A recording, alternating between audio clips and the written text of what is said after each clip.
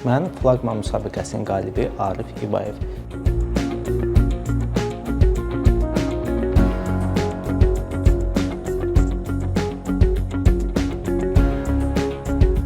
Mənim əsas işim ondan ibarətdir ki, sərnişin daşımaya aid olan məlumatların operativ şəkildə toplanması, təhlil olunması, sərnişinlərin vaxtında və təhlükəsiz şəkildə mənzilin başına çatması üçün risklər üzrə məlumatların toplanılması və hesabatların təqdim olunmasından ibarətdir.